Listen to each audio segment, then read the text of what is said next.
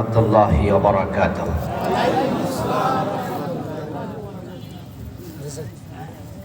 الحمد لله نحمده ونستعينه ونستغفره ونعوذ بالله من شرور أنفسنا ومن سيئات أعمالنا من يهد الله فلا مضل له ومن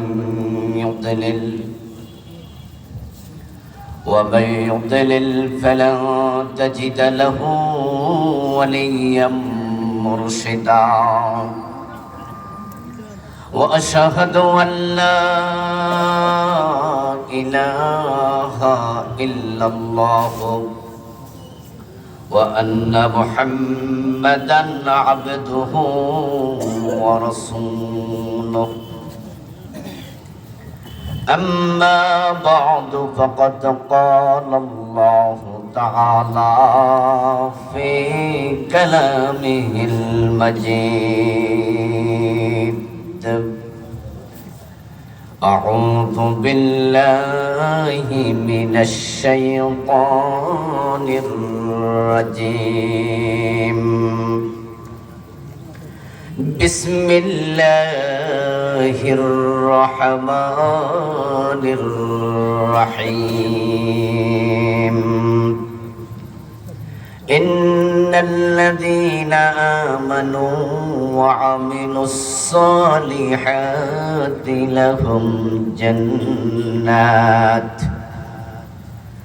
لهم جنات تجري من تحتها الأنهار.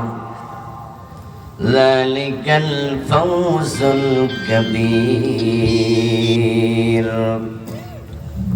قال النبي صلى الله عليه وسلم: تكون بين الساعات فتن كقطع الليل المظلم يصبح فيها الرجل مؤمنا فيمسي كافرا ويمسي مؤمنا فيصبح كافرا ويبيع أقوام دينهم بعرض من الدنيا أو كما قال النبي عليه الصلاة والسلام. সকলে মেহেরবানি করে দুরূদ শরীফ পড়ুন। আল্লাহুম্মা সাল্লি আলা মুহাম্মাদিন ওয়া আলা আলি মুহাম্মাদ কামা সাল্লাইতা আলা ইব্রাহিম ওয়া আলা আলি ইব্রাহিম ইন্নাকা হামিদুম মাজিদ। আল্লাহুম্মা বারিক আলা মুহাম্মাদিন ওয়া আলা আলি মুহাম্মাদ كما باركت على إبراهيم وعلى آل إبراهيم إنك حميد مجيد. اللهم صل وسلم وبارك عليه. ইসলামী সমাজ কল্যাণ পরিষদ বাগালী ইউনিয়ন কয়রা খুলনার উদ্যোগে আয়োজিত আজকের এই চমৎকার ঐতিহাসিক তাফসীরুল কোরআন মাহফিলের মুআজ্জাজ মুকাররম সম্মানিত সভাপতি বিশিষ্ট আলেমে দ্বীন মুহতারাম মাওলানা রফিকুল ইসলাম সাহেব, আজকের এই চমৎকার আয়োজনের সম্মানিত প্রধান অতিথি হিসাবে যিনি উপস্থিত থাকার কথা ছিল,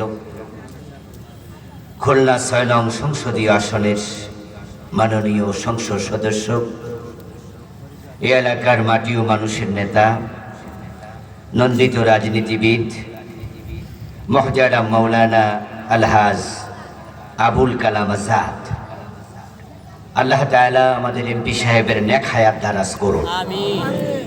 আপনারা যে প্রত্যাশা সামনে রেখে ওনাকে ভোট দিয়ে নির্বাচিত করলেন, আল্লাহ যেন আপনাদের প্রত্যাশা পূরণ করার তৌফিক তাকে দেয়। আবারও বলুন আমিন। আজকের মাহফিল আমার আগে অত্যন্ত চমৎকার ভাবে আলোচনা করছিলেন।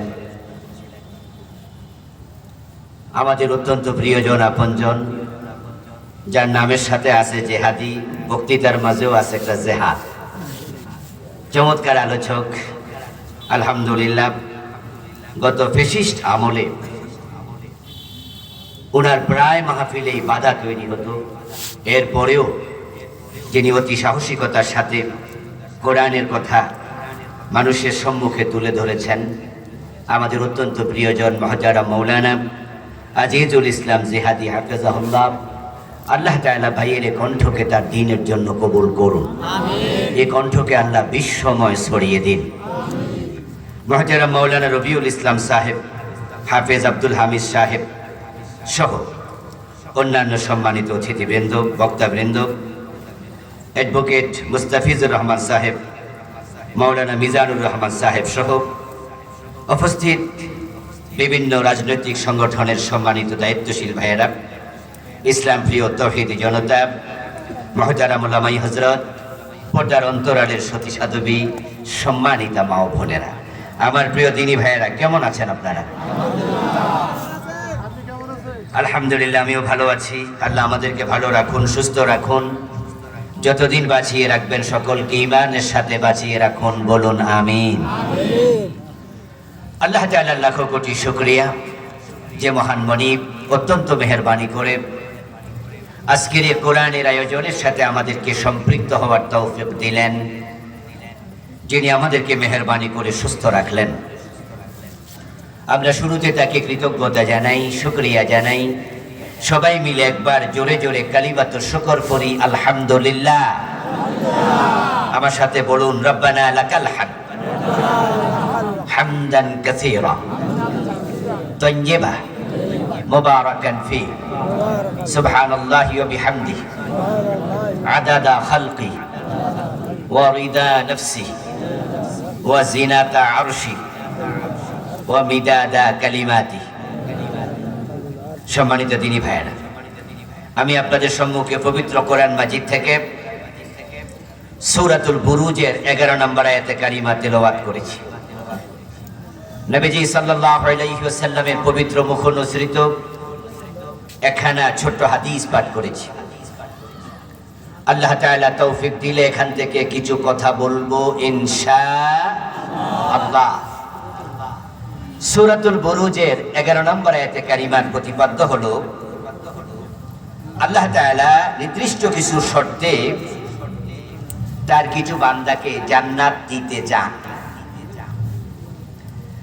আল্লাহ জান্নাত দিতে চান আর আমরা জান্নাত পেতে চাই।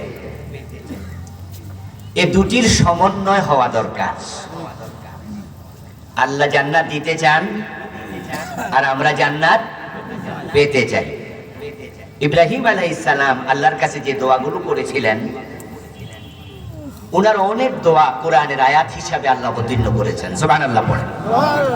তার মাঝে একটা দোয়া হলো, ওয়াজআলনি মিন ওয়ারাসাতি জান্নাতিন নাঈম। ইব্রাহিম আলাইহিস সালামকে আল্লাহ শিখান, হে ইব্রাহিম, আপনি আমার কাছে দোয়া করুন, আল্লাহ তুমি আমাকে নিয়ামতে পরিপূর্ণ জান্নাতের মালিক বানাও। আল্লাহ তাআলা আমাদের শিখিয়েছেন, রব্বানা